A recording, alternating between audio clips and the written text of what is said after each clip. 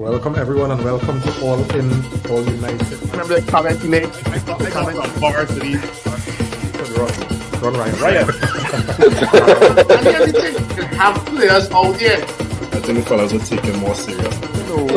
What grade? That one had to go. Yes, because at the end of the day, right now, Manchester United are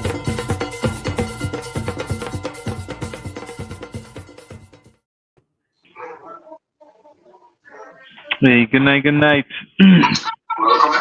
JP, we have Kristen, we have Big Phil on the inside. Good night. I think you all getting that feedback.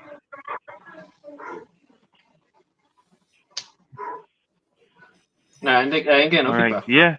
I got feedback from somebody. Okay. Yeah. All right, cool. Yeah, so again, guys, welcome to All in All United. We had a game today against Sunderland, which at this point, I don't know who I get any feedback from, but yeah, at this point, yeah, I think I was on Kristen's side.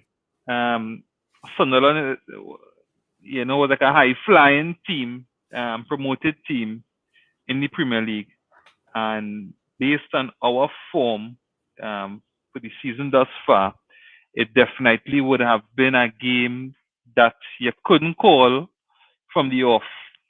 Knowing that Manchester United seasoned Premier League team versus a team coming up from the Championship, which would have been bread and butter results in the past. The conversation would have been more like how much Sunderland going and get. Sunderland would have come into Old Trafford quaking, hoping that they don't get beaten off the park. Right,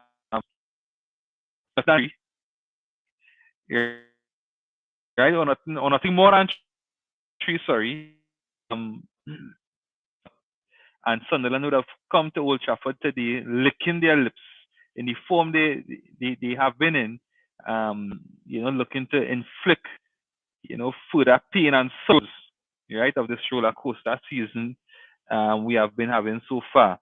Lo and behold, at the end of the day, we came away with 3 points. We came away with 3 points today.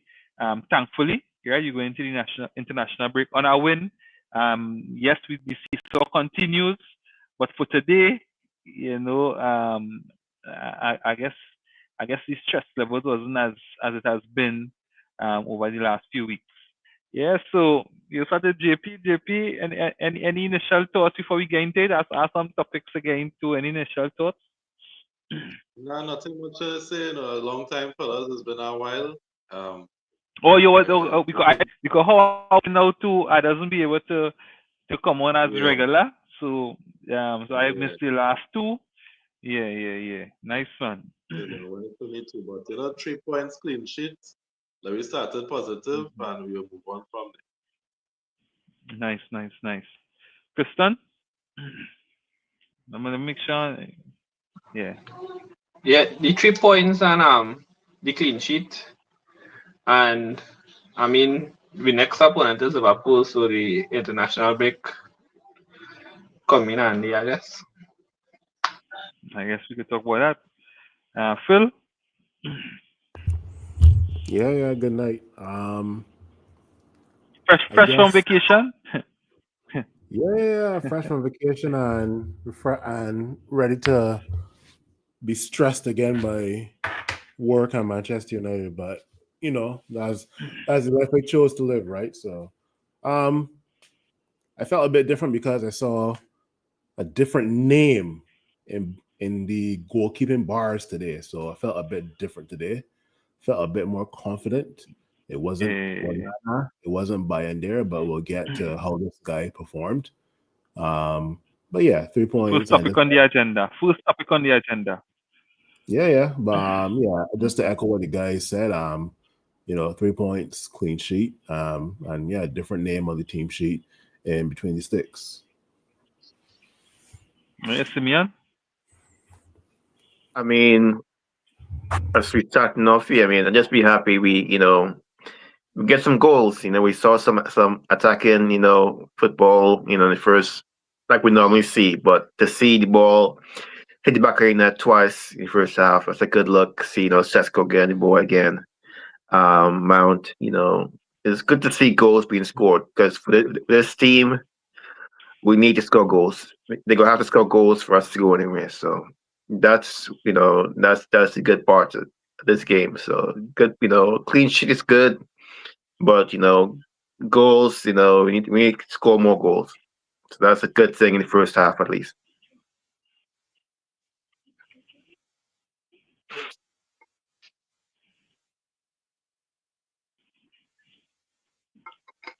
No, I don't know if it's my connection alone.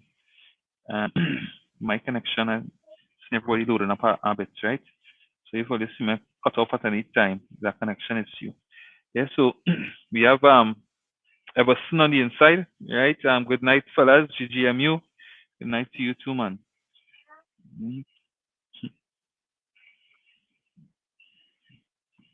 Start. Good night, Chef. fellas. What? Good night to you, man. Good night. When United win, everybody else come out, boy. Don't put me on that at all. You're lucky. You can't get rich. Don't get rich. When I hear about United, no? Yeah, Mylan on the inside. Good night, man. Good night. Good night. Yeah, so Chef, we just get the nice intro for everybody. Anything you want to touch on? Just brief before we really get into it. Happy for the youths and them. We go talk more about them. Nice. For sure. Yeah, and as we get this comment here, guys, this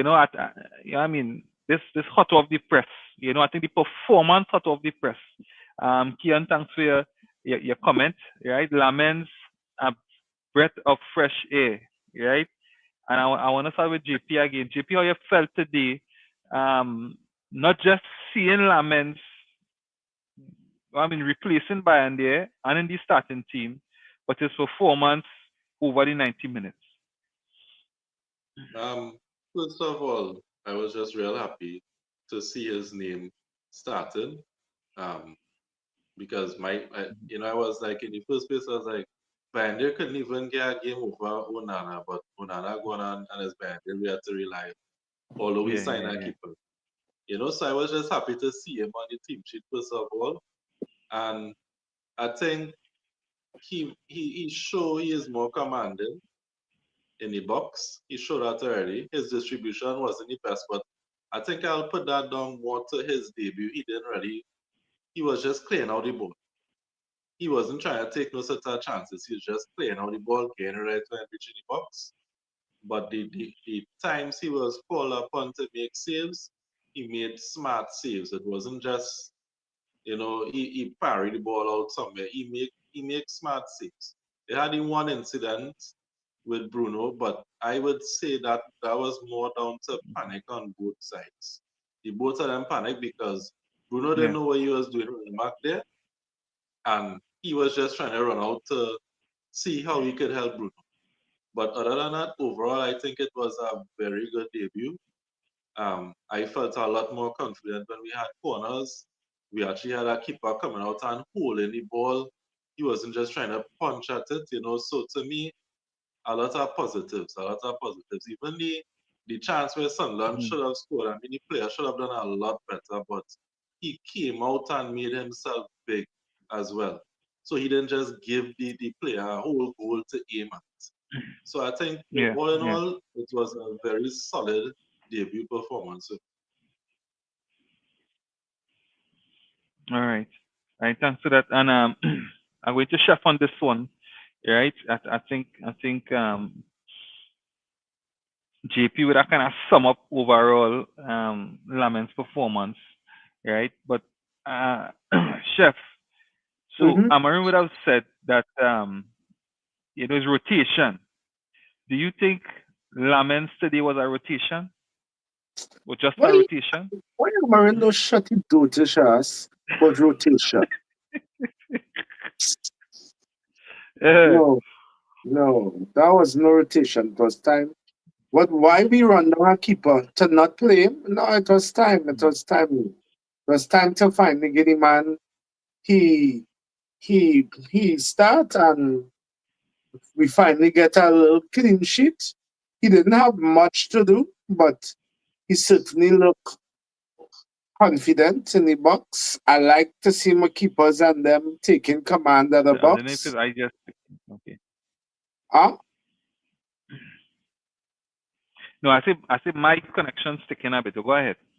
Yeah. As I said, he didn't have too much to do, but he looked commanding. Most importantly, listen, I just was laughing how Old Trafford was clapping every time the ball went to him. Oh, that could only be a good. That two-sided. One, it good to get confidence within yourself as a player, but two, it just shows you how over them other shitongs we had all the time. So Trafford just glad for some kind of reprieve, even if it's just one game.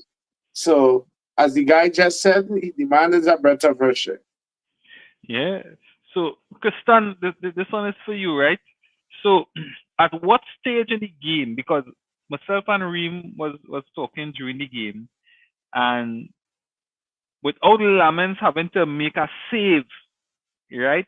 You felt as a fan, well, we as fans, I talking about myself and Reem, we was feeling a level of calmness. Without even, because I tell him, I say, Reem, yes, we feeling like this, but only after the first save we gonna know, you know. But when in the game you felt like, nah, boy, like we have a good keeper here, or we have a keeper in the building. When you felt that, No, it's perception, boy, because knowing Onanan being there in that goal, anytime you back pass a ball, you're worried, or a corner, you're worried, and like because I never even watched this fella play a game. I never like watched no highlights or anything, but just not seeing Onanan being there, you could feel like calm that the pass mag the ball and you ain't frightened, you ain't afraid for a corner. And like we scored 2 goals today, and the crowd was loudest when he run out and claimed the ball. Like to tell you how bad Onana and Bender scar the fans on him. Yep. They just run out and punch or run out and miss the ball. And this guy run out and claim the ball easy. And I agree with JP with he saying most of the time he was just clearing the ball, but I think he kicking the ball was good because he had a 95% pass accuracy, which is good. Plenty times that ball went over the top and it I has feel Sesko. 95 is plenty, Kristan. Kristan, 95 is plenty. I find because for me, I find a lot went awry, but I find 95 was plenty. I think the No, but okay, so plenty times when he kick it, we players and them get a touch on it, so it would still read as a pass. Like sometimes they lost it one time, but if they get a touch on it, it's still. But what I'm saying, plenty time that ball went over the top because Cunha run onto one and could have scored. And had a next one where Sesko head for somebody else. That was for Ahmad. So I don't find the distribution was all that bad. Neither do I. But yeah, I think from the start, I just not seen them fellas in goal. I was a bit relieved. But as I say, I don't know if this guy is shitty or if he good. But just not seeing Onana and being there nothing goal. It was like a breath of fresh air. All right. So Simeon, we still on by Lamens, right? So Shaka line up, right? All of this in the first half. And we know Shaka could shoot. And we know he could shoot from outside. Right? He got a clear shot. Which to me look good, right? Yep. When you saw that save, anything a bit of confidence came to you, like, hey, like we have a keeper here just with that save, how you felt especially with that save? Yeah, I mean, watching the game, live, and you see a shot go in. I know the player that hit that shot, he normally score big goals in big games. So for a second, I know what the ball was. Now I see the save. So I mean, it was a good save. It really was. Diving to the left, kind of low too. I thought pretty good save. And after that, that's the first time you say, okay, well we have. It's not just a name we buy; it's an actual player that could save shots. So I mean, like everyone says, early, but all the signs that so far are good. Even the time he ran out with Bruno, which gave me a scare. He knew he was smart enough to know not to give the referee any indication that it could be a red card or something like that. I think you know he questioned the moment, but looking back, you see he was smart enough to know, okay, well, let me get out of the way so that to cause a card. So I mean, so far so good. You see confidence, that's a big thing. Like when is a corner or cross, you see confidence in his face. He ain't looking around, you know, to see, any reassurance.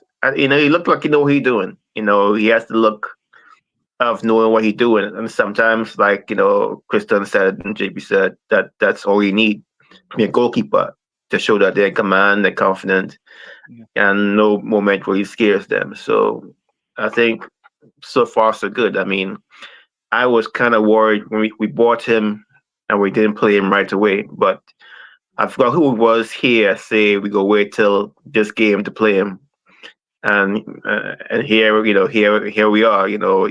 We play against Sunderland. Yeah, I think maybe I think would have been Lion. Lion maybe I think Lion would have suggested maybe the Sunderland game. Yeah, so I mean it it was painful to wait for the debut, considering how bad paying there the kind of goes to let in sometimes. But the man playing now, let's see how far we can take it, because there'll be a lot more games where he has to make big saves. But from what I've been hearing, he used to take a lot of shots in games, so he gonna need those skills coming up soon. Yeah. So Phil, so around enough this question around Lamens with you, right? So we would have had Bande, and with Bande, I'm not Bande, Onana, right? When Onana came in, I think initially a lot of us, or some, could be less than more. So let me cut back a little bit. Was impressed with Onana initial games, right? Maybe No, we distribution. won't. No, we won't. He Now get I love first and I game. say less than more. You forget to see from first game Right? one when he get love from half line. No, but we could have been convinced, with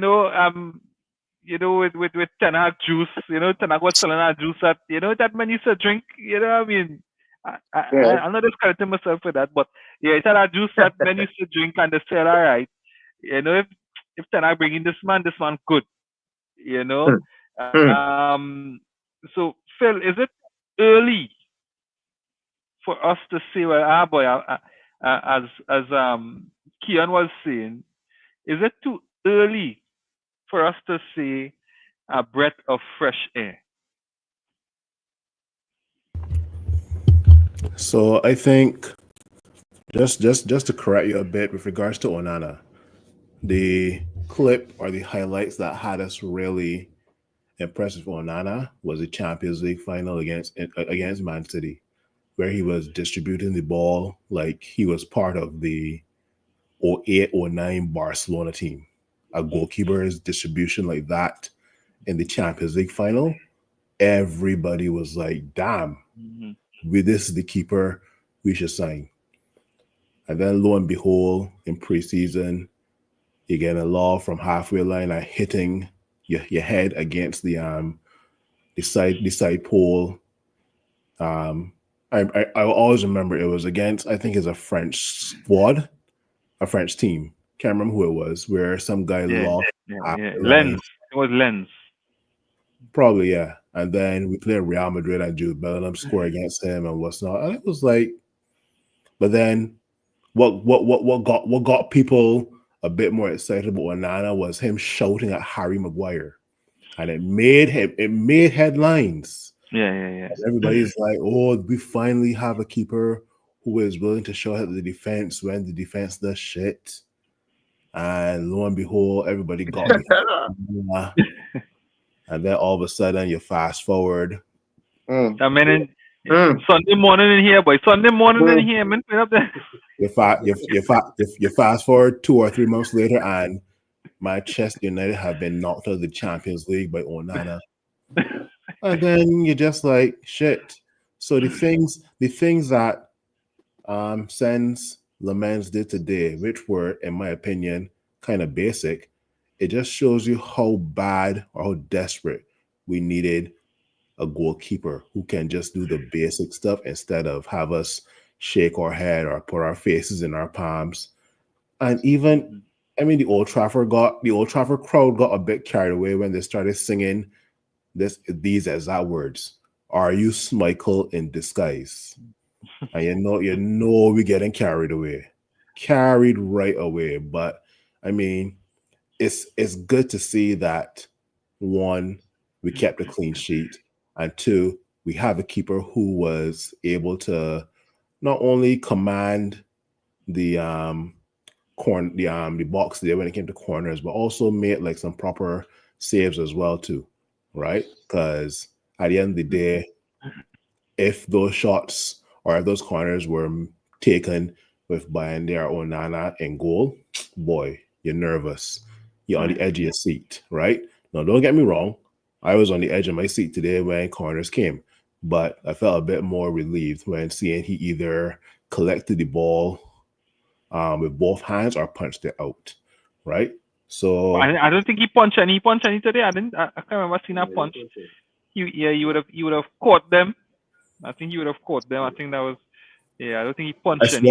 if it was a corner, then it was maybe a cross coming into the box and he punched it away. If he didn't punch it away, he at least held it and at least did the basics, right? But I mean, that's what football is about. Football is about doing the basics. Whether you're a goalkeeper or a striker or whatever position you play on the field, it's about doing the basics. And we just didn't have a goalkeeper in the last 2 to 3 seasons who were doing the basics, right? So, but is it a breath of fresh air? Yes and no. I would say yes. It's a breath of fresh air to see somebody who I guess is tooted to be the heir to Courtois, right? That's what they all said like probably a couple months ago. That's what they are referring to as a breath of fresh air, right? But I don't want us to sit on this podcast, let's say at the end of October, at the end of November, and be like, same new goalkeeper, same shit, right?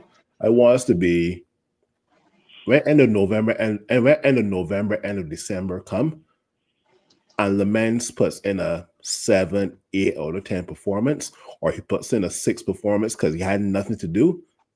Light work, and you just move on to the next player you want to rate. Light work because we're expecting him to do these type of performances every single game, right? So let's see how it goes for the next couple of months. I'm excited, but I'm not too excited, right? I'm cautiously optimistic. So kudos to Lamens for the debut. So yeah, another person, I had a couple of group chats, right? And the person made a joke, but it's to be taken seriously. Lamens may save Amarin's job. Pun intended. All right. So.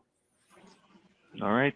And I guess the confidence with a confident goalkeeper as well, because he came off like that to me today, as a confident goalkeeper. Because even with his passing, his short passing right around the area, was so calm, so confident. And then you saw a bit of coordination. You saw he well coordinated to make these passes. And I think for me that brought a bit of confidence. And I guess the defense could build on that as well, knowing that all right, you have a goalkeeper behind us who, even if we slip, could pull us out. and we saw it today with the save, the leg save he made. If it was Onana or Bayern there today with that save, that might have been 2-1, and then the outcome could have been different, because going 2-1 against a Sunderland team, confident Sunderland team, whom we have felt that the 2-0 may have been, unfortunate, and then going 2-1, thinking that, hey, we're back in it. I think that save today, would have really put the icing on the cake for his performance, and he really had a, excellent debut, for me, I think for a United goalkeeper with the pressure that United players are under, I think he did well, and definitely as he line on the inside, definitely line, I think you call it, that he would have been in for this game today, and so said, so done. Yeah, so we have Ronaldo on the inside, and his distribution wasn't bad, and it didn't try to be too cute with it. That's all we want. Exactly. That's all we want. Do the Yeah. as we keep on preaching. Just do the basics. We want a goalkeeper to get the ball out. We Yeah, ain't do the trying for you to do no prettiness. Just save, get ball out. Yeah, and going back with the save from Shaka, when he made the save, he parried it out. He didn't parry it. Yes. He didn't, and that's the basic we're talking about, right, Chef? That's the basics. Yeah. Yeah. So you didn't save, and you put it on common player. You save it, and you put the ball out to safety. And again, that's the basics you want to see now. Yeah. And to me, just that save alone was like, wait now, he put the ball out to safety. Wait now, he didn't put the ball, in traffic uncommon. That save, but again, is early days. As Phil would have said, and I mean, even United players get sorted very quickly, and one bad performance, and it could be down the drain. But let me hope that he really has his head screwed on, and continue in that vein. Yeah. So we are lion. Good night, man. Piston, the man see in the Alex Ferguson stand there, way. Yeah, you see, he caught the ball and it was rare for a United keeper. Yeah, and even catching the ball amongst opposition players, opposition strikers shows up the confidence. Tall, strong opposition. Yeah. Players too, because Sunderland very good at that. Yeah, at 23 years old, having that confidence at Old Trafford, on your debut to catch that ball and not once to say, well, maybe all right, because that one was comfortable, we did it twice. So definitely a confident goalkeeper. But again, we had to keep our feet on the ground because we know Manchester United could suck confidence out of players very quickly. Right? Right, Lamens didn't touch the ball, and I felt more confidence in him than Bayern there. It was weird. No, and we talk about that, and we felt it, and I felt it from very early in the game, and he did nothing. Yeah, he didn't do nothing. And what I saw from him as well, he's an excellent communicator. You're seeing it. So I was really impressed with him today. But again, we know United, right? We know United. I think Ineos as well would have, did well so far with this transfer. So let me see how it go from there. Yeah. All right. So getting to the next topic today. So we're going in with the starting lineup, right? And I mean, outside our Lamens, which we already touched on, it had a few things different today, right? So we went back with Dalo as the left wing back, and also Mount for Cunha, right? So I think, right. So I think that is where the right. So I think that is where the the discussions now, really going to to lay around is those decisions today, right? And I'm starting with JP again. And JP, I want to get your thoughts on, the Dalo and also the Mount decisions from Amarin today. So that was an easy one, right? That was an easy one because I think everybody know that Dalo is not a left wing back. Everybody know that. Stupid me for some reason thought, and I when day before the game started, I sent him my voice note and I say, well, maybe he gonna play a back four and Dalo is the right back today. Maybe that's what he's doing today. And because I really didn't want to think that this man still going and play Dalo in left wing back when we have Diego Leon on the bench and we have Malasia who come back and trade. We still playing And Dalo. Dogu. Right, no, so forget Dorgu. I just saying if he want to rest Dorgu now, if he don't want to play Dorgu in that game, I don't think Dalo should be the replacement.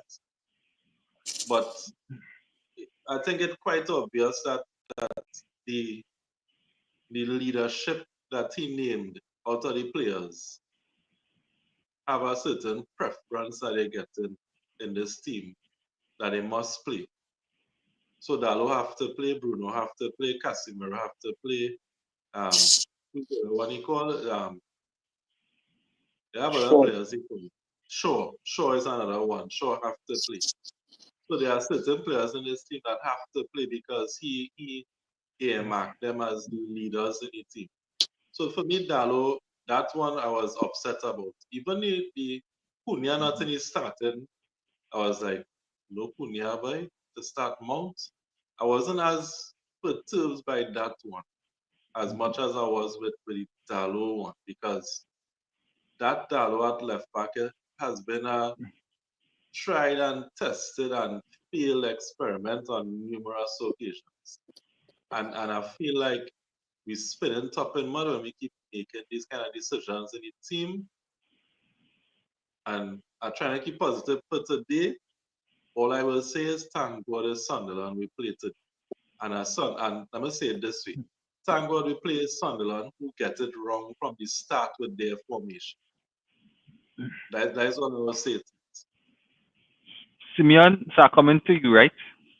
Sometimes you could be the voice of reason on the pod, right? Sometimes, sometimes you just see things um, from an objective perspective, right? And do you think that in any way that could have been a tactical reason for playing Dalu and the left wing back um, as an inverted wing back to assist the midfield, knowing he can naturally come on the inside? From a tactical perspective, you think it have any bearings around that, or it's just as JP was saying, favoritism? I mean, if you're a coach and you like a player, you can find any reason to put them there. Put Dalo there. Dalo's the kind of player you can find a reason to put anywhere in the field. But at the same time, always gonna gonna make a mistake somewhere. As soon as you say Dalo play good, Dalo go lose the game. He'll lose somebody. He go make a bad pass somewhere, and you go down. We lucky today we play this team, but as a player, Dalo he has these skills to do so much, but he does so little. It's Dalo, and a lot of times he costs you a lot. This is why I don't like to see him on the field. He would be perfect player for especially this team, but everything you've seen of Dalo in the past, what 3 years, let you know that he can't concentrate for a whole 90 minutes. He has these passes that go to the other team and go the other way, so Dalo's performances hasn't really merited him any starting time as far as I'm concerned. You know, but yeah, if you want to find a reason to put Dalo somewhere in the field, you can. He has those skills, but like I said, he always, his performances have not warranted any kind of starting time. I see that change today, and I think more about Dogu than Dalo, because Dogu coming into the season was supposed to be a breakout player, but he's be going backwards really. I don't know if it's true just his play or just what the coach wants, but Dogu, who was supposed to be developing this season, has been taking a kind of a step back. So that's kind of worrying. But you could say that for mostly starting lineup. I mean, if you look at Shaw still playing, all these players still playing, and we get like JP said, we kind of the Sunderland that we saw today wasn't as good as the one I've seen them play, the kind of games they played for the season, before. I think they get their tactics wrong. I think as soon as they changed their tactics in the second half, they looked a lot better. So I mean, yeah, I mean we played Dallo. Dallo looked good for 2 seconds. He made some bad plays, and in the end, we luckily came out, on top. But you can put Dallo anywhere on this team. He has that kind of capability, but the performances you get from him don't merit any kind of start. So Lion saying here, Dallo made a square pass to a Sunderland player. Yeah, I think he got hooked right after that. Amarina pulled him off. Lion saying again, Dallo is a man who will get 95 in a mock exam and 15 in the main exam. Oh, good. Yeah, so, Chef, so I'm coming to you with this one, right? So, has Dallo done anything so far this season Dallo is to a warrant a friggin' start shitter. today? Don't ask me that. Don't ask me that. Dallo is a shitter. Don't ask me that. Oh, good. Right, so no, as you answer that one, what do you think about the mount for Cunha? Boy, big up to Mount, boy. Yeah. Big up to Mount. Mm. I happy for the fella. The man take he goal well, and he had a nice little start, and he gave start, and he did pretty decent till he came off. I glad for Mount. I wasn't that Mount starting, to be quite honest. I wasn't upset about that. As long as Mount is not playing wing back, I cool. You see that wing back thing? That made me want to fire Amarin one time. That's dotishness. But he had a decent game. He pressed well. He helped out back and forth. Nah, Mount was decent. It's good to see somebody get the start and did well. Shaw boy. Shaw had Amarin or one of them nudes. Shaw, you see Shaw and Dallo, them fellas have something, boy, because good God. Isn't Martinez coming back? Let's say Martinez come back, what happen? Casemiro start. I ain't even gonna start on that Casemiro started. Casemiro good today, He wasn't bad. He wasn't bad until that foolish yellow card. That made no sense. And that's my point. Why you still you not learning or what? Are you a retard? Yeah. That caution was terrible. There's a senior player, dog. There's a senior player. They're not good enough. And frankly, I find the manager did well to leave. And like he and all not learning, boy, as he didn't get a yellow card, he was to get hooked one time for Ugati. Because I had taken that chance with he at all. Yeah. But yeah. All right, so Lion saying one last thing on the starting lineup before we move on. Dan, what again we had to say about Euro being a starter? Dog, Euro is just a boss, boy. Something wrong with Amarin, boy. All right, so Lion saying men fight Monk so much, but the only reason people mad at him is because of injuries. Yeah. We get robbed too, boy, Lion. We get robbed, boy, and we take that, boy. Hush him out to Gosh, that we boy. get robbed too. We get We get robbed. robbed. We get robbed. 60 million for the man. We get robbed. So if Right? he finish his season with that 10 goals, we still get robbed?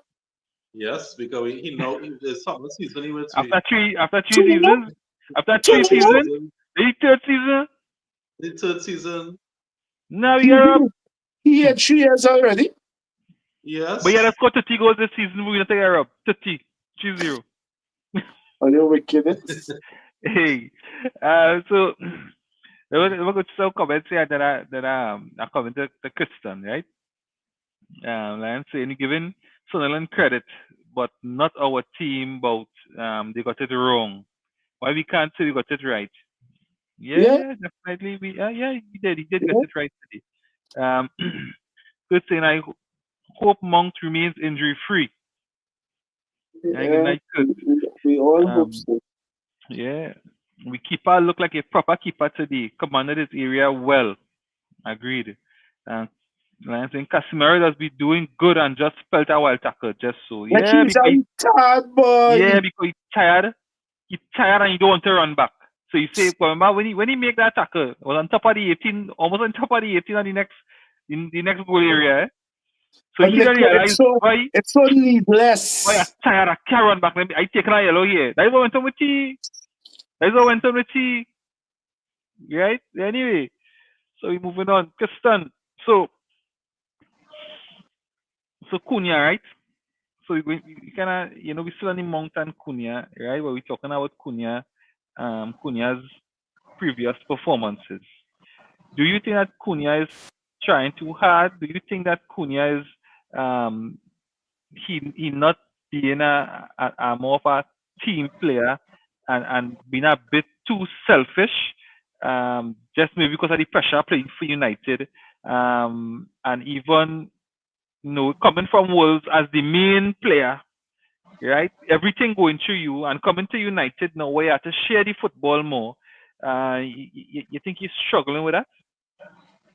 Well, since he came back from injury, when he started the season, he was playing okay. But I think since he came back from injury, he didn't have a good performance, and I think it is due to him not scoring. Because I think today he made the double 007 because his 7 games he played, he didn't score, he didn't assist. But like when you look at Cunha play, Cunha does shoot at some weird times. He does hold on to the ball too long.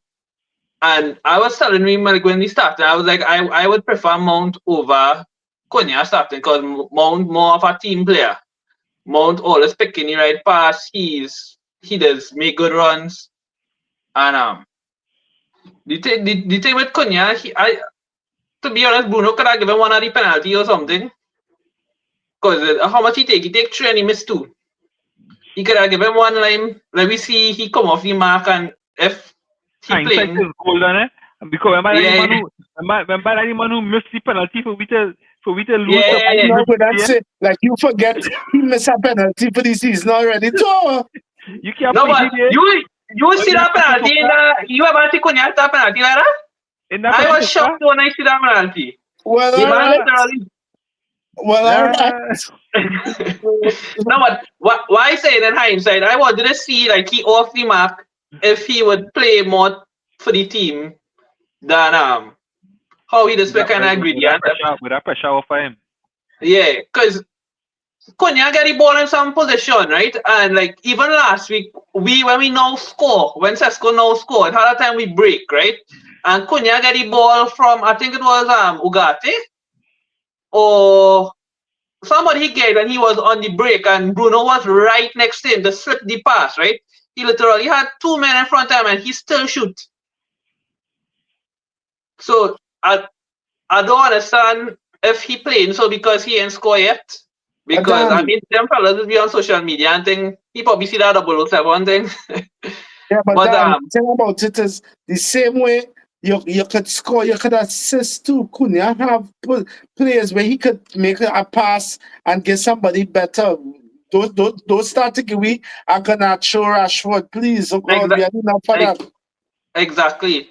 But I wanted to say though, I think Casemiro is probably the only player who could play this formation, the two in the middle properly, because the only game we lost with Casemiro was the game against Arsenal, and we played really good because he didn't play against Man City and we lose, and he was on the red card against Brentford and he missed that game.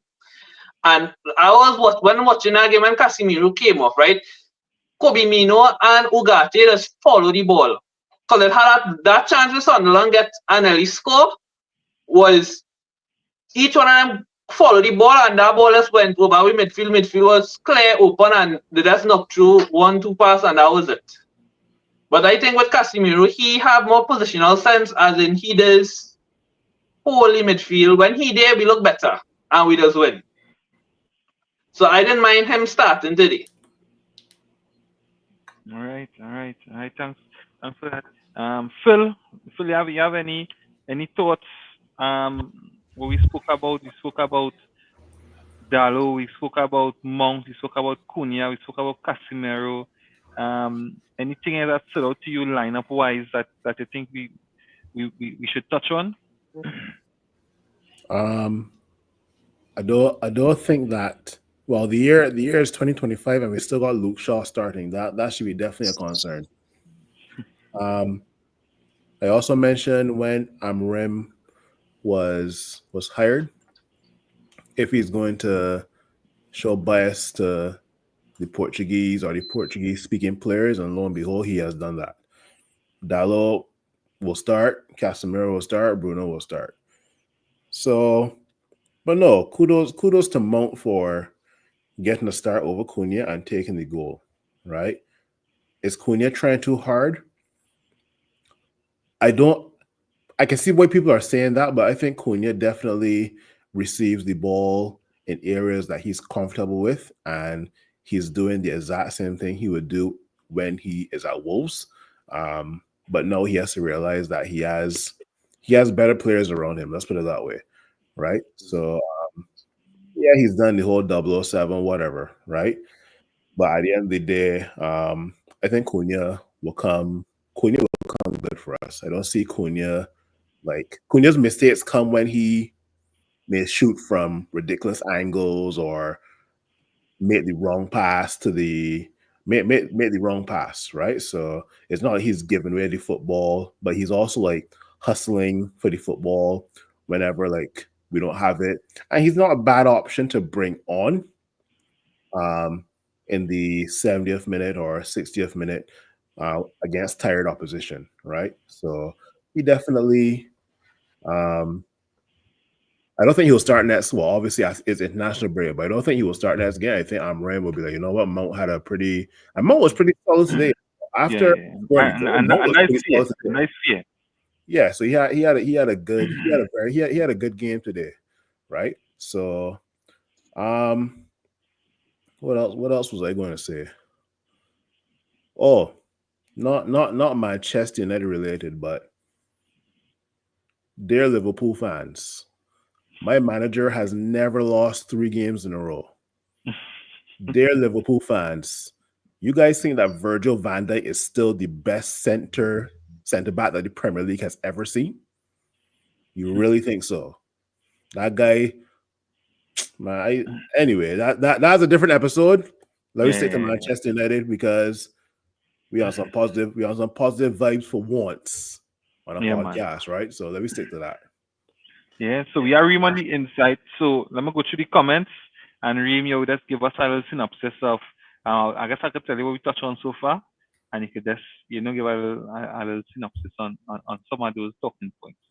Yeah, so we have Kurt again. Today was the first time when Ahmad interchanged so well. I think myself and Reem was talking about that today. Yeah, that's something we could touch on. Cunha wanted to score so bad that he ended up being greedy. Yeah. We talked that. Hey Jody, good night, man. It was only Sunderland. I said it before he said. Don't send Jody no link tonight, okay? Good. Right. Let's say give him a pen for what? To please the media. He had to earn that. Yeah. Who's you? Yeah.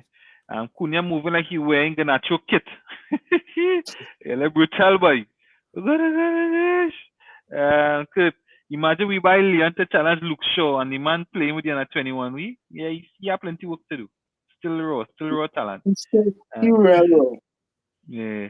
007 don't matter if your team winning. Agreed. facts. Not that Man U. Not that Man U. No. We gotta change that concept. We gotta change that. Right? As long as the team winning, forget about that.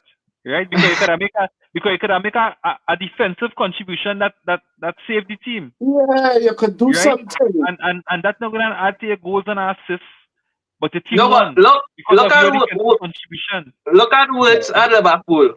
8 games or something, he do nothing, and he ain't nothing more than he cost more than Pogba, more than Anthony scored in the first 4 games, and the media was a drag Anthony.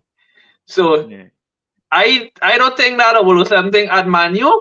Yeah. Once you are scoring a game, Jody, you get to decide. Hey, me and saying, me giving no team talk because all them team and them Virgil in the talk top when he half of the team. defending. I don't identify. I doesn't see all that.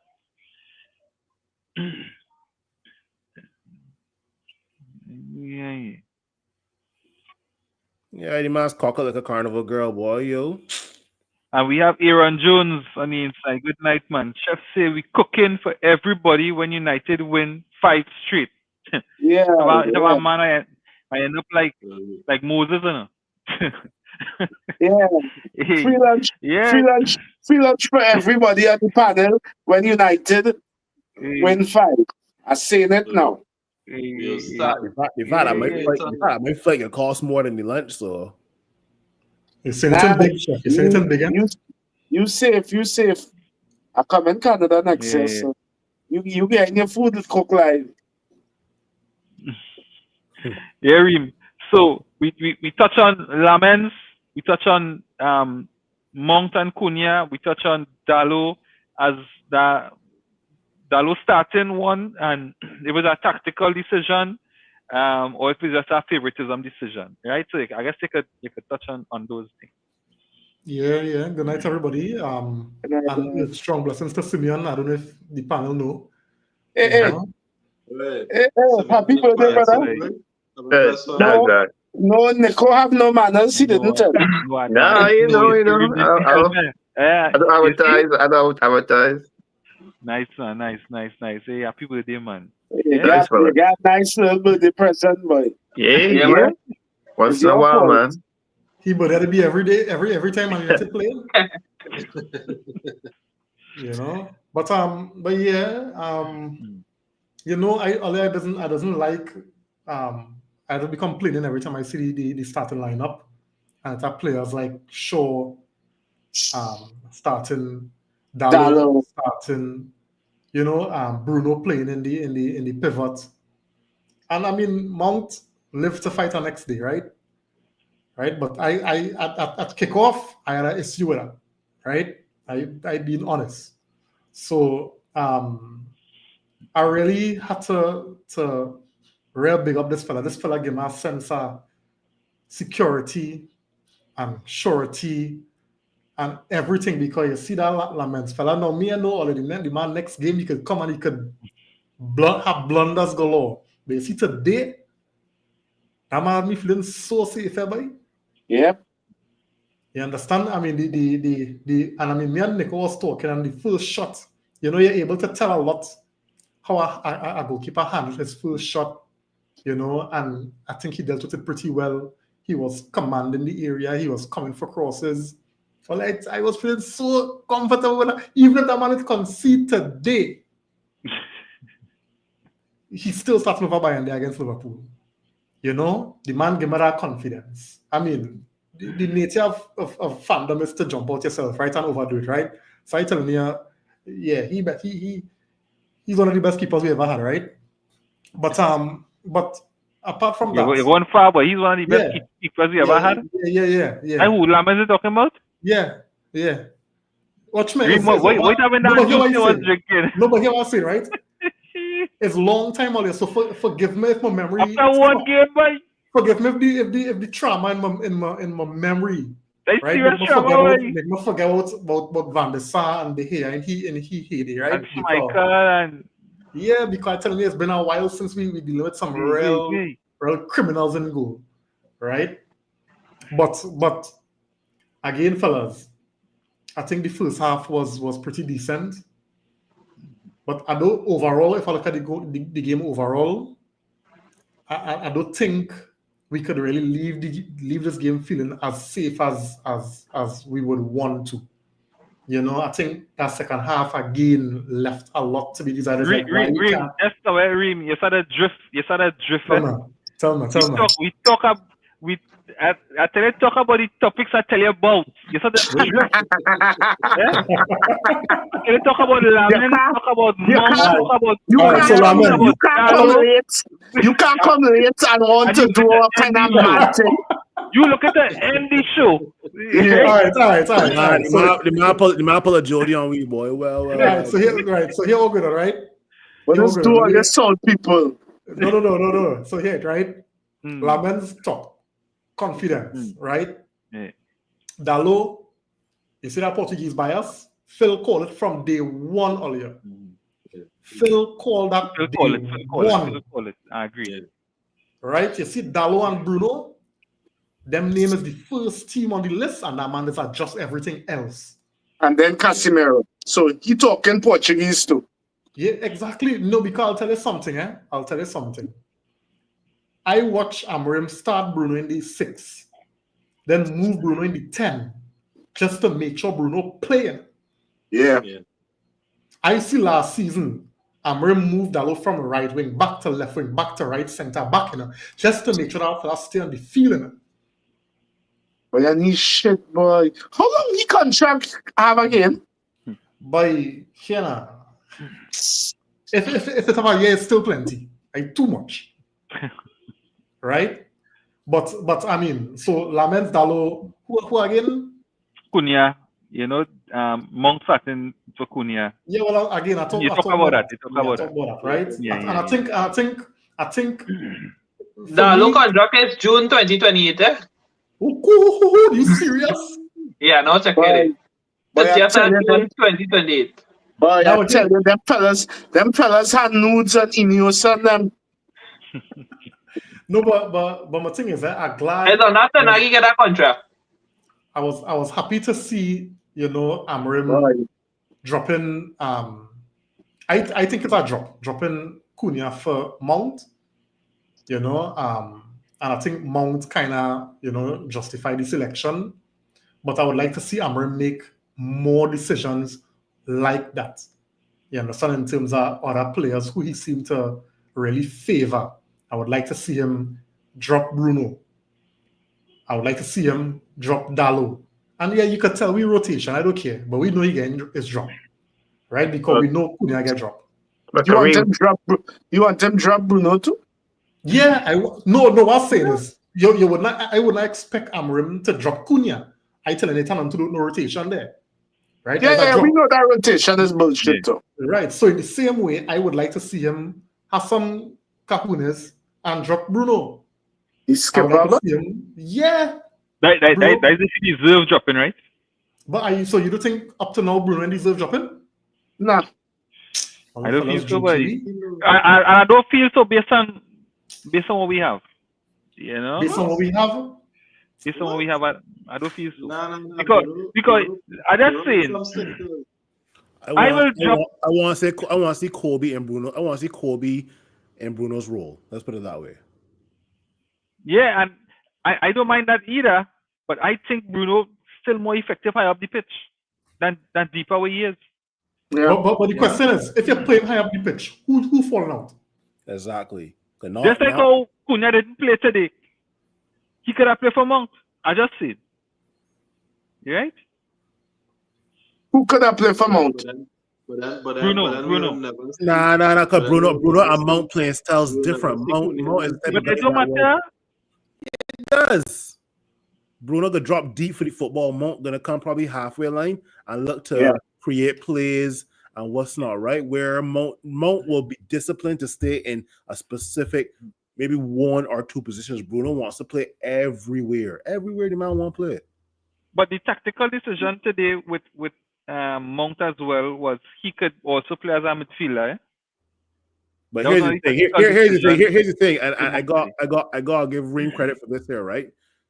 whenever a starting lineup is announced, you can predict who will be subbed on and who will be subbed off. You can. Yep. I in the car, and I was telling and my girl next to me, and the game playing, and I telling her, listen to what subs going on happen, eh? And she laughing.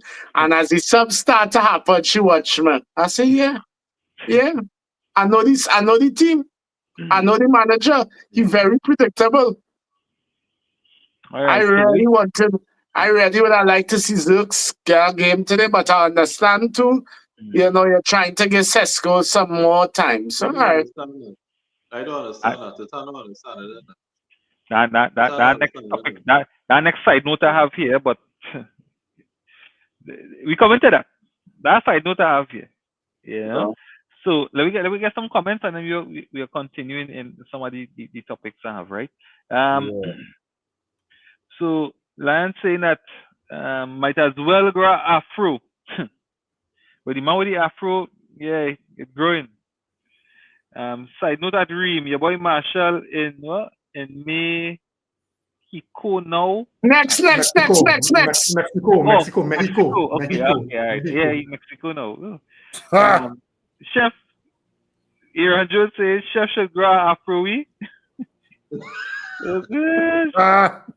Hey, I guess instead of cooking, teach you how real talks tonight. You not to go to church. Good. So can't wait for Mars to return to claim that right wing back spot. Let me see. We'll see how Amarango played. Happy birthday, bro! Right again to Simeon. Thank you. Yeah, man. I'm saying Reem said Lamens make him feel so safe today he could sleep with his foot. With his foot front door open. All right.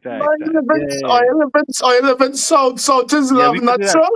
We could do that. Yeah, especially the madness going on in South. Reem acting like the pod now start. Yeah, Reem rep me Southside. Me I say. Right. Good saying Kobe getting Bruno's spot when he leaves the club next season. All right. Reem is smoking some kind of bad thing, yes? Like that Bruno ain't getting dropped like Jody. Yeah, like just a chunk tonight, I realized like real people smoking weed tonight. And Mylan again saying blessed with strong bro. Yeah. Appreciate. Yeah, man. So the other topic I want to touch on is some good news, some good information, or as we say, Sesko, on the double in terms of back-to-back goals. And I guess I could change up the narrative as we go along. I'll start with JP. JP, what's your thoughts on how Sesko took that goal today? If you could walk us through, Sesko on that goal today, and what's your thoughts on it? Striker's instinct. I think simple as that. Striker's instinct is saw it in him. Being in the right place and being able to react to the ball as soon as you could. That's as simple as it is, and I think we were lacking that for a while. As we've seen with Rasmus, he's a run onto the ball and score striker.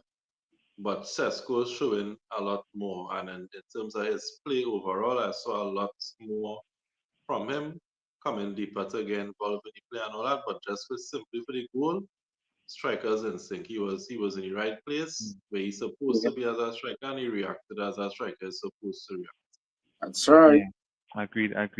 I know Chef is a critic, and you just critique players, right? And in a good way at times. But what's your thoughts on Sesko so far? Today's game, this game's really few. What's your thoughts on Sesko? I like Sesko. Sesko growing up. Remember, I was one of them who say me don't know where the hell he come from.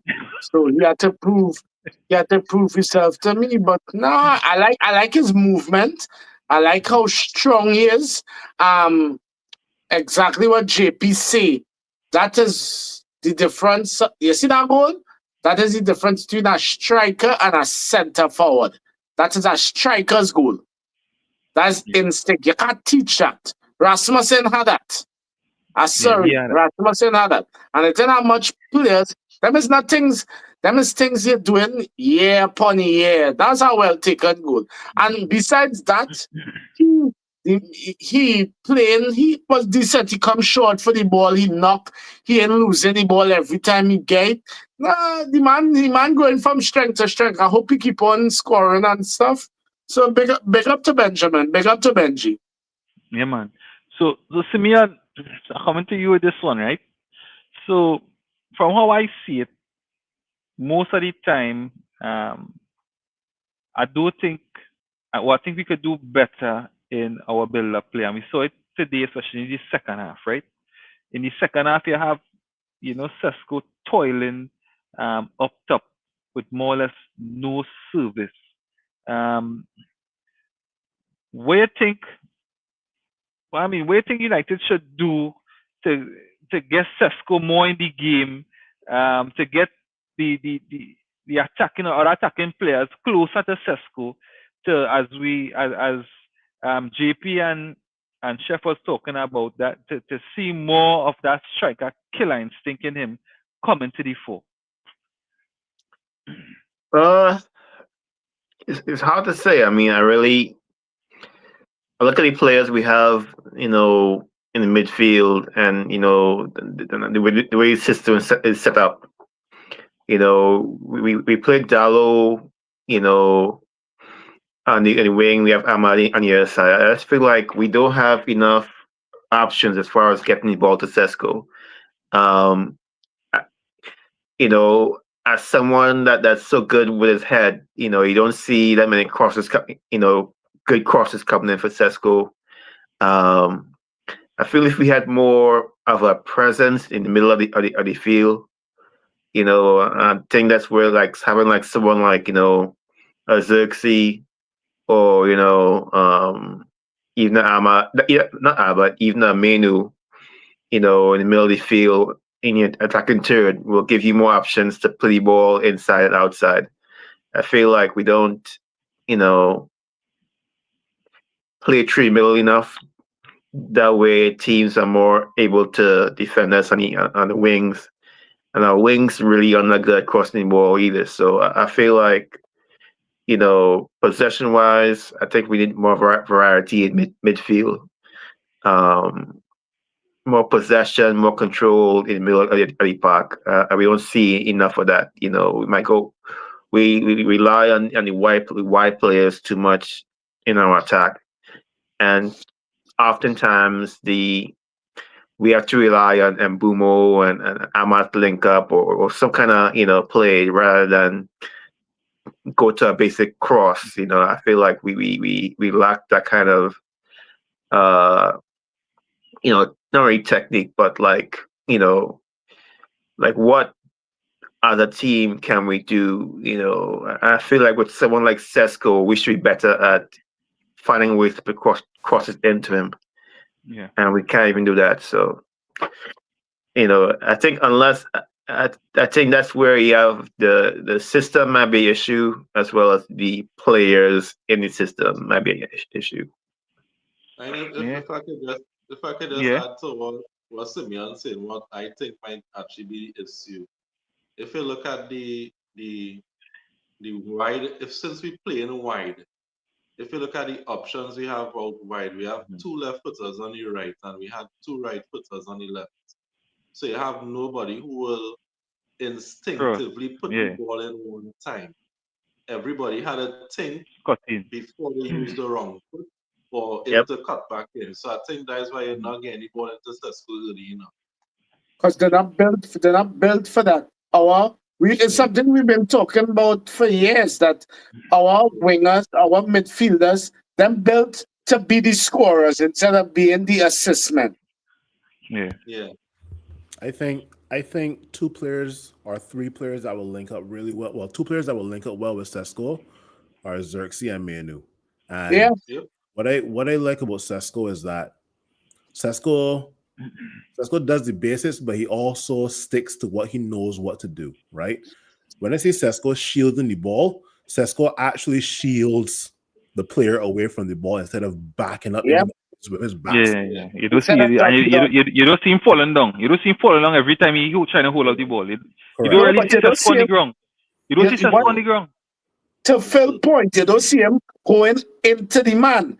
He does hold his ground, screen his area, and receive the ball, not be backing into the opposition.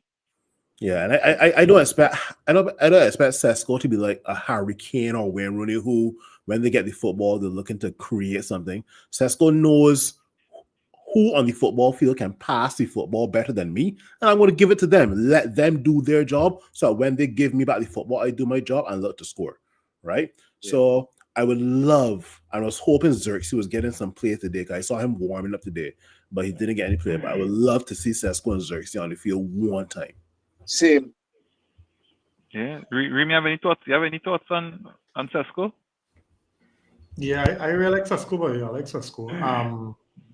And everybody making the point about Xerxes and possibly Meno being, good supply for Sesko, but I don't think we'll ever see that because the manager don't see it that way. And for me he anti when I say that nice, guile and that nice creative foot, I think he anti that because when you look at the players he preferring, when you consider his substitutions, it's never, I just rarely see Amarim substitutions as positive substitutions for attacking football. It's always to this system. It's always, to keep and maintain 3 at the back, 2 wing backs, 2 midfielders, 2 tens and a striker. It's never, it's all very rarely. And if you do it, it's because he tried the kitchen sink. That is in the 80-something minutes. You will see it. But I mean, going back to the point, I think Sesko, he really and the guys they said it pretty well. I think he really added to the team what we needed. We needed a presence in the box who understand the movement, but who also good on the ball now.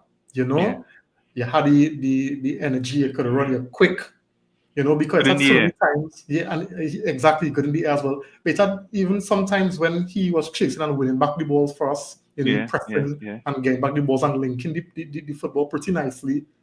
So they used to tell me you couldn't get that in one player now, and we've seen all these qualities in Sesko.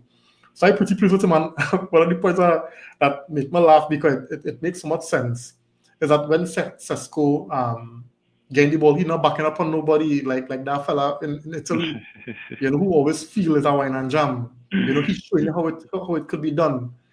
So I mean, the man, and the more he score, is the more I believe he won't be forced to do things like what we see Cunha going on with Cunha.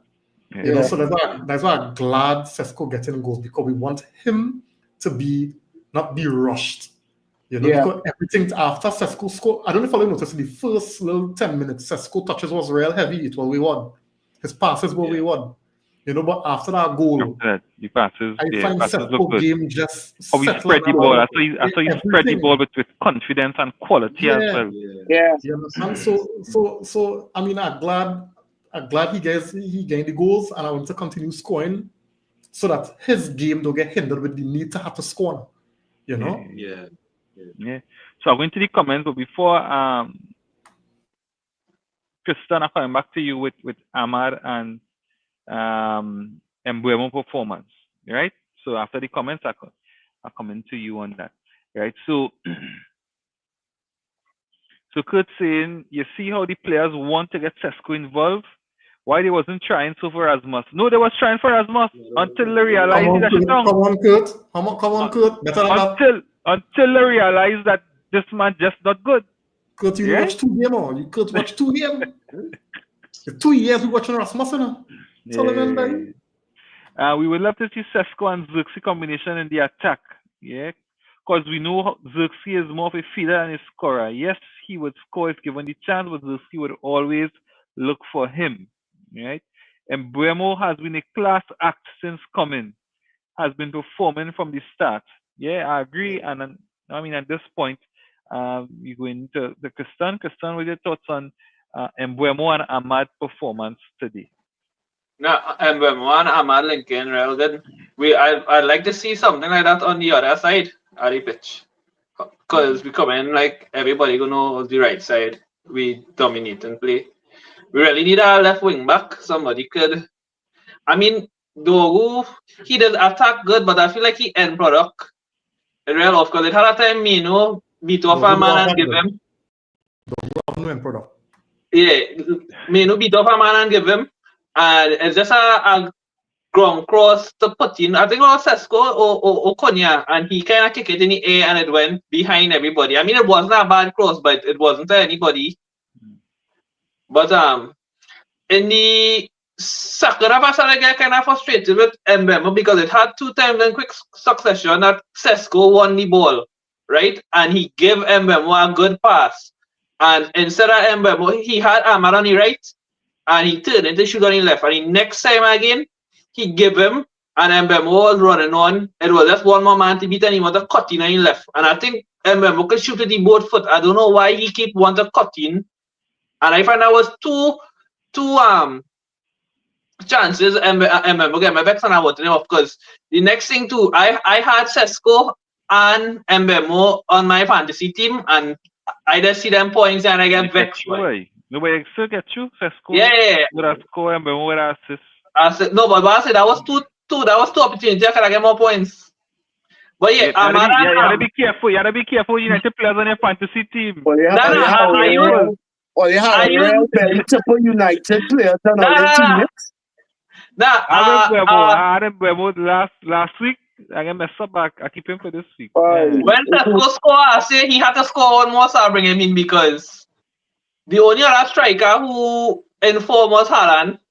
So I was like, I'll go bring in Sesko. But as I say, Mbemo and Ahmad Lincoln real good. But the reason those fellas look so good too, they have a good first touch, they have speed, and they also just take up a position in the pitch real good. Like Ahmad is always pull when he playing a right wing back, he's always push high and he's always pull wide, and Mbemo just come more inside. So it's give Ahmad a real room on the right. So we had to see that on the left because we're not seeing that on the left right now. We had to see that more on the right. This was the first game they play good together. They've been playing a bag of shit together. Today was the first day we could say finally. Yeah. No, but Mbemo was playing good. Ahmad who? It was only first half.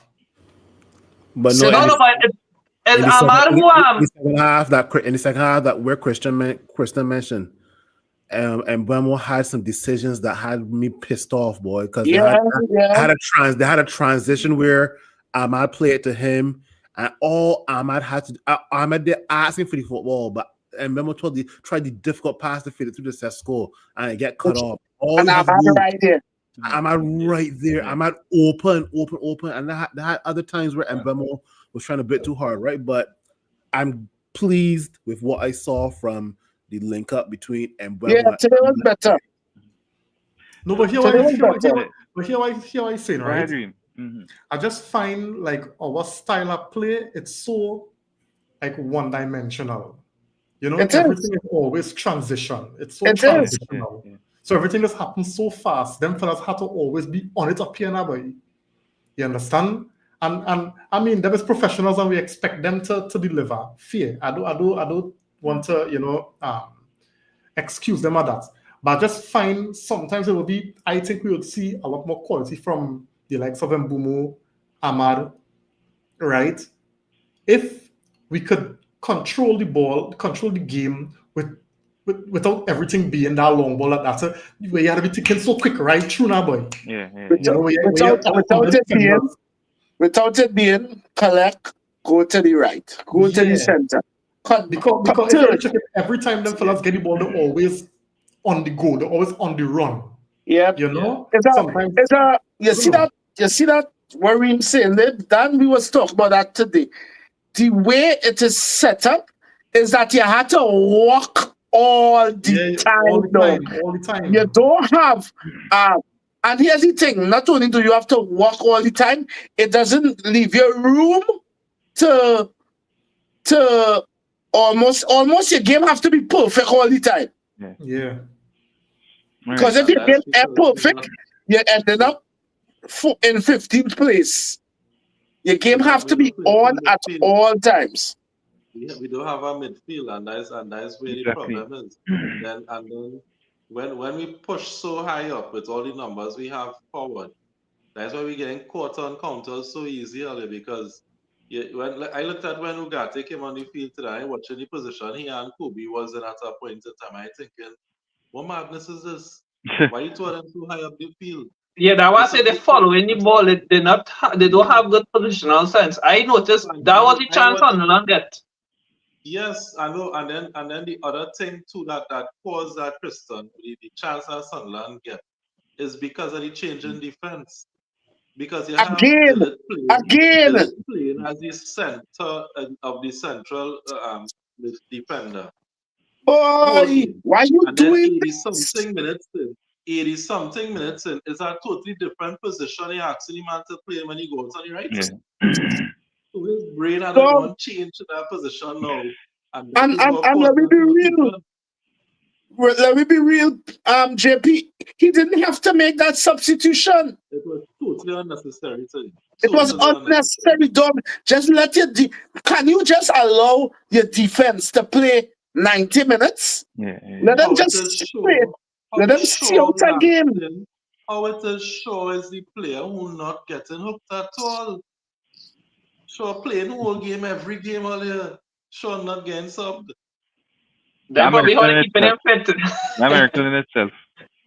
No, but what I saying, if you look at that goal, okay, yeah, I agree with the substitution on the back line, right?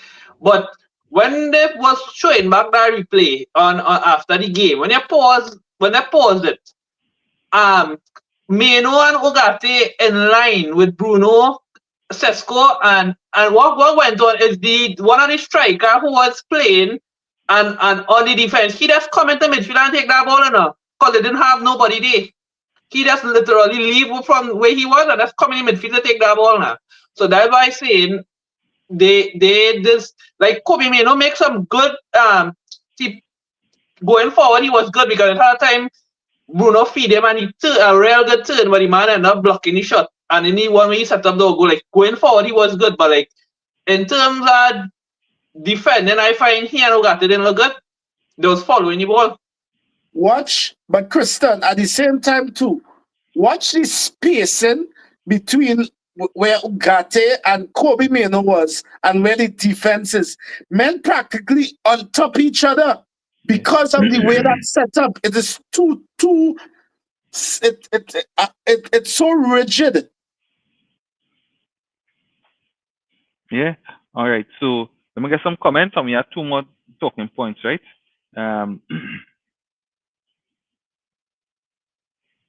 Yeah.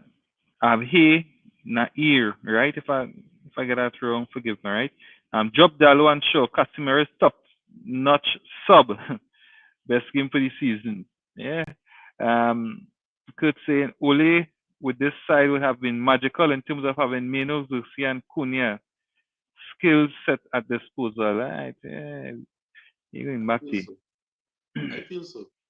Yeah, but that Yes, time passed. or you just give me my props tonight, eh? Or just give me my props tonight, eh? Men like to tell me others guys are critical and others thing. Just you see how I just let things slide, eh? Right? So you Right? think give time, fellas. They will eventually link, right? Yeah, So hope I guess so. I guess that is both sides, right? And we have Yeah. Peter on the inside saying good night, right? So we kind of go into one of the points that Reem did jump on to, ahead of time, right? And we go start with Reem. Since he did jump on it now, you will allow him to continue, right? And the question is, Reem, we cannot know the answer, but we want a more meeting the matter, right?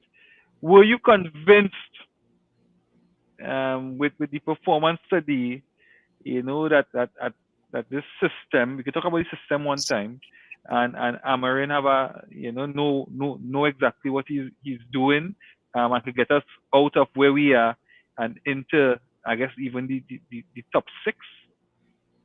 Yeah, well, I mean, from Morant last pod, right? So, I mean, a little know I lost real faith in that man, right? Um, and the fact that you always had to be changing the defenders every single game had to tell me that you are not even sure about what you want to do in the back, right? You're chasing a goal, you're changing a defender. You're comfortable in the game, you're changing a defender. I don't understand, what is the fixation on no, I have a theory, yeah, and I mean, I know Chef like to tell me I'm a conspiracy theorist, but I have a theory on this whole thing. You see, it have a leadership group that Amorim form. I believe I think that he JP had touched to on keep that them today. right, JP, nice. yeah, JP talk about I that. believe he had to keep them fellas happy. Right? That is the only explanation, because apart from that, it don't make no sense. It do not make any sense, right? The first half was positive, and it's nothing new to Man United. With most of late, we've been starting games pretty well, but we don't know how to see out games, right? Yeah. We're not ruthless. That second half was a ball fest earlier. What happened in that second half? What all went in that dressing room and talk about to come out and play that level of rubbish second half? I wouldn't say it was rubbish though. We just wasn't clinical. No, but I mean, the chances came in a flurry, but for the larger parts of the game, Chef, it was up and down. It was full of nothing. Yeah. The chances that we were getting that we talk about with the two chances that Ses and Mbumora missed, those things came in a grub, like in a few minutes, one in a grub, and then after that it was a huffing and puffing. But Reem, you see that when you just said it, you realize though, the way Amarin, well, we just say this word so much, but anyhow, the way Amarin's system is that's how you just get chances, you just get them in a crop, and then you will go like a 10-15 minute span of nothing. No, but I just all right. So, and I mean, I just watch Crystal Palace because we could relate to the same systems, the same Right. And when I watch how Crystal Palace play, they're a lot more calculated. You could see patterns, a lot of things rehearsed with how they just play. Yeah. So when you're seeing the wide players, they overlapping, they're cutting back, the midfield two, pressing high, falling back together, the team remaining compact. I don't see that with us. Right? And I see Crystal Palace play the same way, with the same level of intensity. Throughout a game, you don't get two halves. Watch me for Man United. Them is the team. For me, over the past couple of years, Man United has typified a game of two halves in it. Who against that?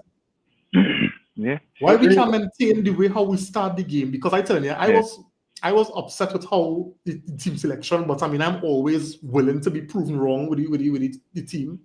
But it started to play really well. But then second half, what happened? So on the second half, Freeman, and I come into Simeon with this one, right? So first half, you're going in halftime leading 2-0. 2-0 up in the first half. You know this team, or you know your team, you're putting yourself in a United player shoe.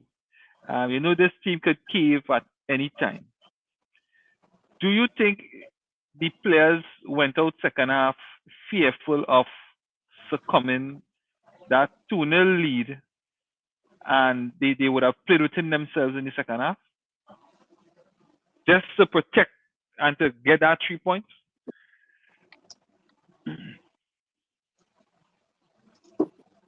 I mean, it's possible, but it's how can you? I mean, it's too many times you find yourself on the front foot against other teams, and you feel okay. Well, you have a 1-goal lead, or we won a player up, and that's when the good teams, step on the neck. They go for that third goal. They get, and then I feel that kind of something was missing. And that That extra, urgency, that yeah, urgency to get that third Ruthless goal. aggression. yeah, that conviction to get that, and it hurt me. It hurt me real bad. I mean, we can't be too greedy because we see his team lose to Grimsby, so we can't be too greedy.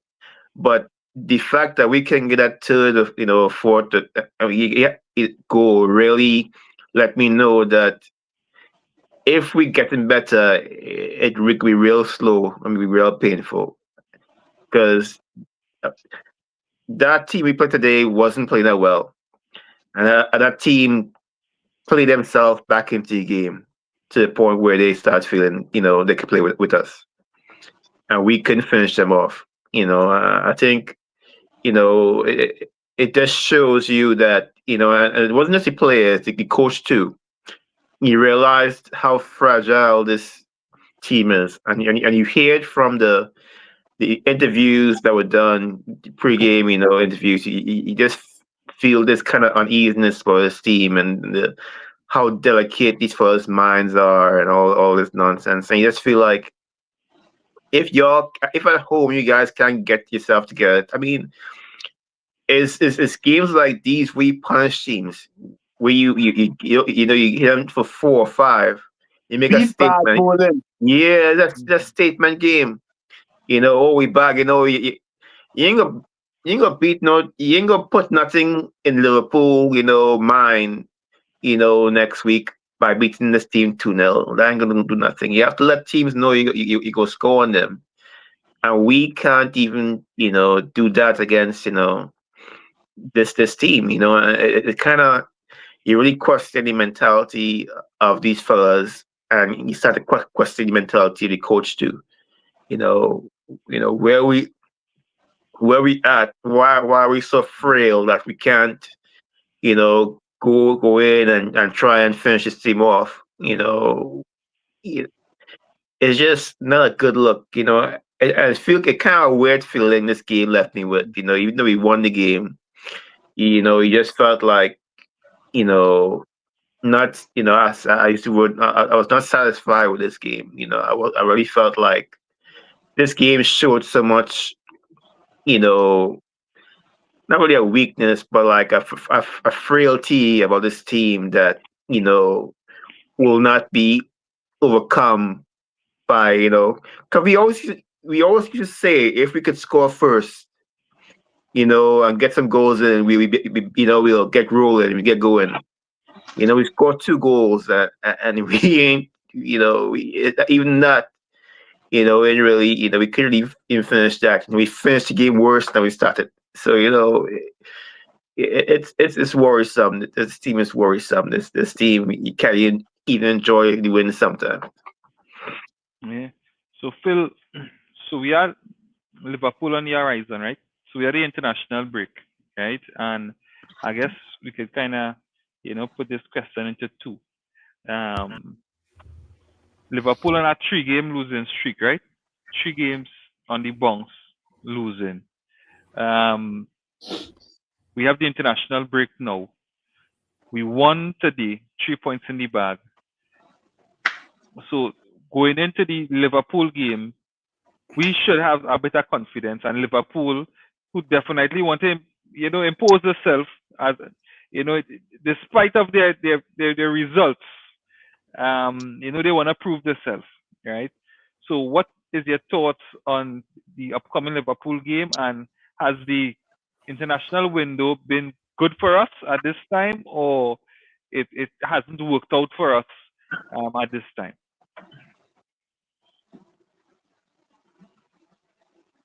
Phil, that one was for you.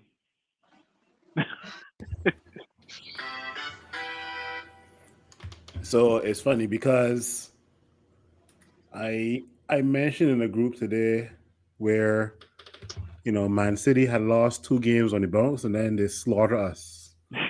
And Liverpool lose 3 games in a row, and I don't want history to repeat itself, right? And So Sunday lunch coming. I know, right? So I don't want history to repeat itself. I think that the team is confident enough to put at least 2 goals past Liverpool if Serious? Alisson is But not fit. but if I could say something, right? Let me just chuck in something here now. Drink is not there now, man. Let me hear. My thing is, we talk about mentality of our team, right? We never win a back-to-back game. You know them fellas' nerves gonna be on a high going into the Liverpool game. I know. But Liverpool Them never thinking lost. about them never win a back-to-back game. You feel Liverpool like never beat lost. Liverpool? We're gonna put 2 against Liverpool. Oh yes. Hey, them fellas so unpredictable. They might get them back to back when against Liverpool, or they might be decide to give Woods his first goal or his first assist. Boy. That's how that side is. You know what to expect. Boy. You know what to expect. Where it's gone 008 today, and we might be the first side to get him an assist or a goal, boy. But you never know, boy. I know I tripled it up in my fantasy team with Liverpool players. That's so you know, boy. You better don't ask me that question. But you know was the best part, or what could be that, like we just mentioned, this team's so unpredictable. This could be a game that Luke Shaw lock off Salah or Dorgu lock off Salah, and we put like 1 or 2 past them, and Lamens come out to be man of the match because he pulled off with 3 or 4 good saves. I see how Liverpool playing as recently. They just start capitalizing on their chances, right? And lo and behold, they could capitalize on their chances. And the defense is shit. Right? The defense is shit right now. I will buy and there being goal for the Liverpool game. I don't want Lamens to be getting those at a ball. Right? Somebody turn off Reem there. Buy and there. Demoralized. Lamens in the second game. Right? Let buy and there take 5. It's going so well tonight, and they say I want Reem, I think I hear your wife calling you. Stop mad talk this hour the night. You mad or? Are they understand the heights I talking here? Yeah. Right? Are they gonna put Lamens in front of a firing line? You understand? And then demoralize the youth. Let Bayern they go and take part. Oh god! No, because at the end of the day, if you want to be the best, you have to beat the best. And Lamens, yeah, well, we are ready to beat. We are ready. Yeah, but we ain't even ready to be the shittiest. We go be the best. Because I'm telling you, that game with Chelsea and Liverpool, I see Liverpool get some chances there, and I know them hitting the back of the net this week. I see Salah get chances today, and I say to myself, if that was Manchester, them thing roofing. It's true. Yeah, Salah real true. I today, boy, Lord, and they keep giving them, and the time man open in the box, so he just continue to play. Me know what do Isaac? Jesus. He can catch form against United. Yeah, that's perfect game. We're gonna put them against Shaw and Maguire. Yeah. Into prime Modric kind of thing. Yeah. Yeah, well, and one could also turn up too. And that's our way to Liverpool. Yeah, well, let me read the comment from Peter here. Right? He said, I joined late, guys. I just want to say, he forced another team which made us look slightly better, which is not good. Another day, another team, and it's the same predictable football. Only Monk, Lamens, and Mino looked okay. I can respond to that. I can respond to this. Go ahead. How all of a sudden, you see, this is what I stand all your Manchester fans, you know. How all of a sudden is a poor Sunderland team. This Sunderland team was beating everybody and was high up in the league. We beat them. First half, we come out stronger than them and play all over them. We was to kill them in the first half. Second half, to make some changes, and we didn't kill them. But don't give me no sports Sunderland team nothing. I realize. That is a comment. But you're saying comment. I agree. No. Nico, I agree, Peter. Right? Yeah. It's some teams, right? Some teams just perform really well, but some teams just have a bad day. And for me, I watched Sunderland other games. Sunderland are off day today. Sunderland was so what is that? No, fault. I'm not saying it's we fault. I'm not saying that. But But on the I'm reverse saying, ring, on the reverse ring, they got teams that could be playing absolute dog shit for the season. Yes. When they rock up to Old Trafford or they gotta play us, they just turn to prime Barcelona, prime. but that's not the case, right? That's not the case. The case is this team was playing good. That is why they were high up the table in the league. And they came to us today and they had a pretty poor game from kickoff. I was like, what? Because from kickoff, Reem, we was good. We Yeah, are but we don't starting always games start. We are good from kickoff. But we don't as always Peter start games says, good. but as Peter said, another day, another team, and it's rubbish, eh? But all that is hindsight. Hindsight, yeah. No, but you had to look at the history too. Sunderland only beat we once in Old Trafford in 30-something years. History what? Brentford killing Manchester. We still talking history. Dog is Manchester City United. We support them. Brentford beat we the last 3 times they beat we. Just beat Manchester, boy. It's no history, nothing. No, but even if you want this Chelsea game, we and Chelsea and beat we since 2012 at Old Trafford and we win that game. Be that history talk, yeah? History don't say nothing because if you go back to Eric Ten Hag, the amount of times that Eric Ten Hag set history for Manchester United, we say this team has not won at Old Trafford in about 29.5 million years. Eric Ten Hag rock up bum. We gonna be asked added to me, boy. We have not gone back to back games without conceding 3 or 4 goals. Lo and behold, Eric Ten Hag break that record again, boy. Bro, we talking history with a coach that now coach 50th game and can't even win half of that. But we talking history? Dog, we dog shit, boy. We can't talk no history. You want to say something here? No, I think JP was making a point. So I don't know if he I want to say to the comment, right? Because Sunderland wasn't good. Yes, we started the game good. But what you have to realize, when they make the change and take off a Dengra, the game changed. That is when we couldn't play how we were playing before. Because what they do, they realize our midfield, they were not contesting with our midfield. So the change that they made in the game, they went to a back 5. Yeah. And they stifled the game. Yep. So that is why I'm saying a better team or a better performance Sunderland, I would have a different result, tell you. We had to be very honest as Manchester United fans and cannot get carried away with this performance. Of course not. But at the same time, don't tell me it was at because dog, we watching United play every week. It's every week and we poor. Chef Peter talks sense. Nearly I ain't taking that. I ain't taking that. You can agree with him. I don't have to agree with him. Just now, listen to our saying. Listen to our saying. Nearly every game so far this season, we start the game good.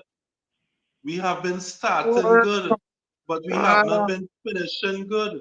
So therefore, today was the same thing against Chelsea. We start real good. When the game leveled off and we went down to 10 men, a few more minutes and Chelsea was winning that game earlier. So we had to be realistic as Manchester United fans and realize how we have been performing. That stuck to Chelsea only had 1 shot and that was the 1 goal though. But we was giving them chances because through. But they had a whole half playing equal and they only had 1 shot. So I don't think they was winning that game. All right, well, let me move on. We're moving on, right? Because we done our how much 40.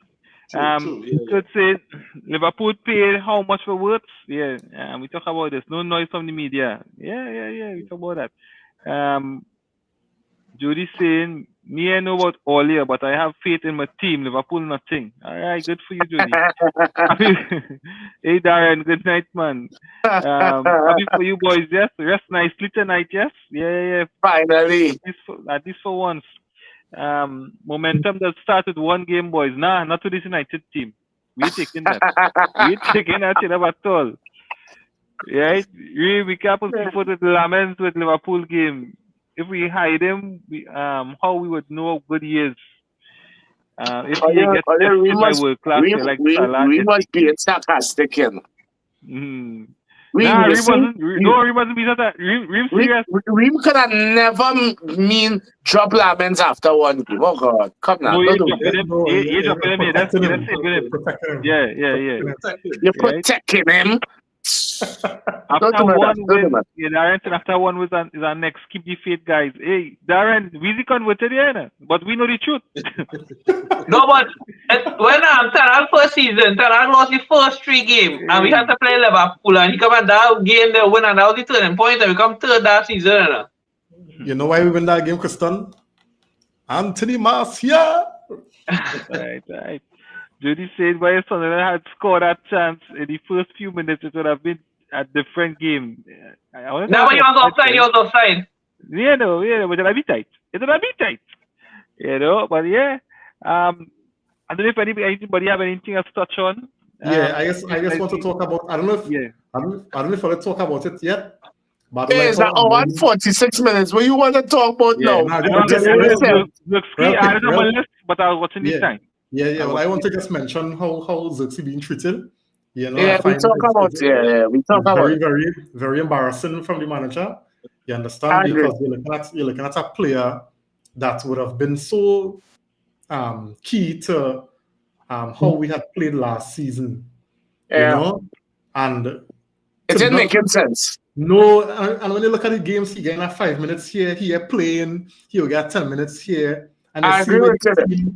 You see where the team could do with his qualities. You see where the substitutions could make a little more sense to bring him in.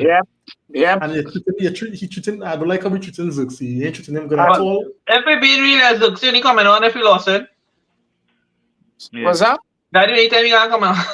That the only time he gonna get to come on if we lost it. If we win it, he gonna be on the. And then it's just to throw body, just to throw body, and there's a hit and hope. For me, there's a hit and hope. Because it have nothing planned or strategic behind that. It's like trading Maguire in the box. Yeah. But I agree with you. That's the next one of my things with Amarina, but you know what? Not for tonight. Not for tonight. Let me see. Yeah, so guys, we're wrapping it here. 3 points in the bag, right? And again, similar to last season, we just beat them relegation team earlier. You see, all team relegation, or in fact, let me correct myself, right? Sunderland not in the relegation zone, but you see the teams that came up last season. Promoted. Last season, we won against them, and I think that's what saved us. You know, and I know we are the best of the shittiest. Yes, I have seen so far this season being any different, right? I'm not convinced personally that this season gonna be any different. But again, it's up to Amarin and this squad to prove me and whoever else thinking like that wrong, right, or differently. So if nothing else, who's the 3 teams to beat this season? Burnley, Chelsea, Burnley, and Sunderland. Yeah. And we drew with Fulham. Yeah, we lost to Arsenal, Man City, and Brentford. I Fulham. And Grimsby. And Grimsby. So yeah, until the next one. Yeah, good night. Yeah.